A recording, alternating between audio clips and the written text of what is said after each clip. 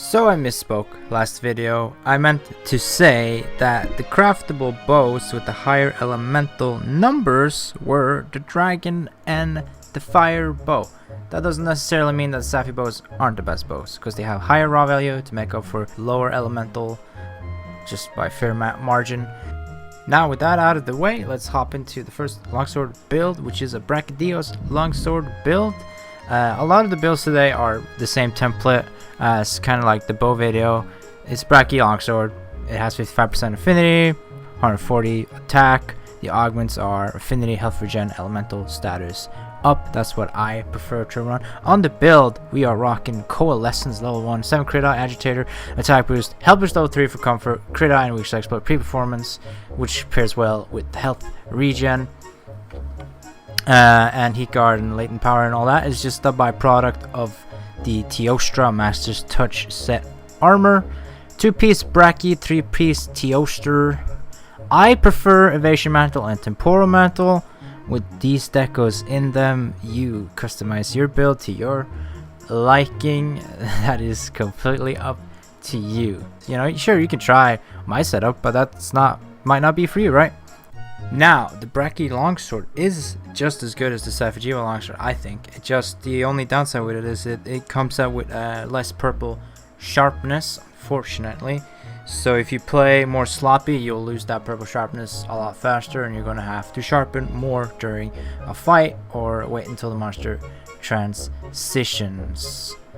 Besides that, it's the only downside I can really think of the Brachy longsword, which I think a lot of other people will agree on. And the next longsword build will be a Safi longsword, Safi Venom Blade. It's Master's Touch setup with 2-piece Brachy. We're rocking Agitator Charm. The Awakened ability is 2 sharpness increase level 5 and 2 attack increase in level 5 and 1 attack increase at level 6. The augmentations is 1 affinity, 1 health churn, and 1 elemental status effect up, because I couldn't fit anything else on the build. And also, you see there's crit eye level 7 here. Now what you can do is you can take away 1 level or 2 level of crit eye and take in 1 or 2 levels of attack boost. If you want to have 45% affinity instead of 60, I like to rock 60% affinity more because it's just more comfortable. You can play a little bit more, you can have some more errors without losing your sharpness just as fast, although the damage is a little bit lower. I don't think it matters that much. I'd rather have more sharpness for a longer time than having to sharpen mid-fight. That's just the way I prefer. Now, this is the same as the Brachydios longsword build. It has health boost, attack boost, agitator, crit eye, crit boost, weakness exploit, peak performance. And the next build will be the Safi Shatter Blade build, which is probably the most popular build. I think a lot of people like the Blast Longsword. You know, it's pretty good. The blast procs are nice. The awakened abilities are 3 attacks, 1 level 6, rest level 5, 2 awakened sharpness level 5 for that extra purple sharpness, which means you can skip stack in handicraft, which is very nice. I prefer not stack in handicraft. I feel like every time I have to stack handicraft, I lose that on damage skills, and it makes me very sad inside. The augments, as usual, 2 affinity, or like 1 affinity, 1 health regen, and 1 elemental status up. I said 2 affinity because I saw the number 2. My bad. Easy mistake to make. And this is pretty much the same as the other set or the other template. 7 crit eye, 7 levels of agitator, which is very nice. 5 levels of attack boost. Again, you can drop 2 levels of crit eye, 1 level of crit eye, and have 6 levels of attack boost, or 7 levels of attack boost and 5 levels of crit eye. It's up to your personal preference. Once the agitator activates, you're sorted anyway on your affinity, but until you wallbang the monster twice or enrage it, your affinity will, in my opinion, it won't be great. Or it's not that it's not great. It's just that once agitator activates, you get more affinity, and so it helps Master's Touch, right? And those were all the 3 main builds I wanted to cover in today's build video for the longsword. Now I do have a bonus build at the very end of the video. It's a 5-piece Safi longsword build. Very untested. I just made it it took me 3 minutes to make, and the reason I like it is because it's very high risk versus higher reward. Or not necessarily higher reward. It's just, you know how the Safi 5-piece works, right? how you attack, and you get Safi heals back every 6 attacks you land, and every time you attack you lose HP, right?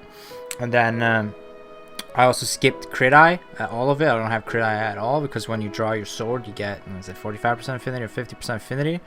So there's 60% affinity on that set as well, so it's probably like 45% affinity plus 15% affinity on the sword from before.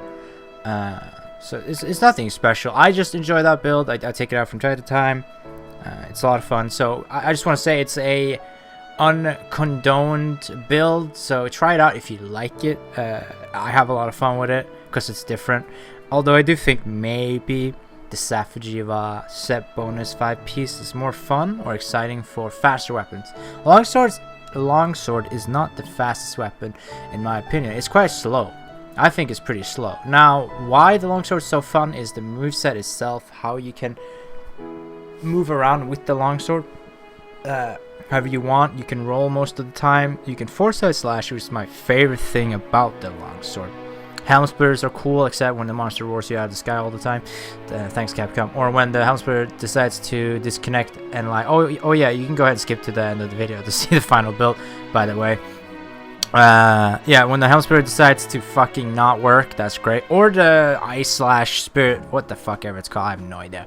You know, the spirit special sheath move, you know, you're supposed to like go through the thing and chain into your helm splitter.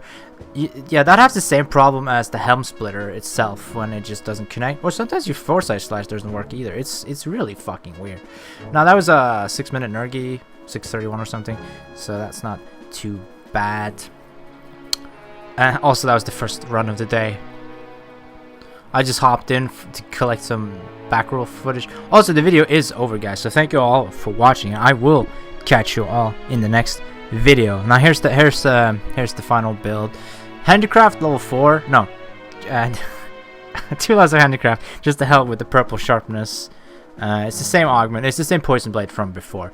You know, 7 levels of attack boost, 5 levels of agitator, 5 levels of resentment. Health boost, crit eye, weakness exploit, evade window level 2, handicraft level 2. You know, there's nothing special here. And then when you whip out your sword, right, you unsheath it, you get 6% affinity because we have 20. So you get 40 on top of your 20. Yes. So, guys, that is the video I wanted to make today. Thank you all for watching. Like and subscribe for more Monster Hunter builds. Some feedback in the comments would be much appreciated. You know, I could do Greatsword next hammer or light bowgun or whatever. The only weapon I don't know how to play is hunting horns, so I can definitely make some builds for every category. Anyways, guys, many thanks for watching and goodbye.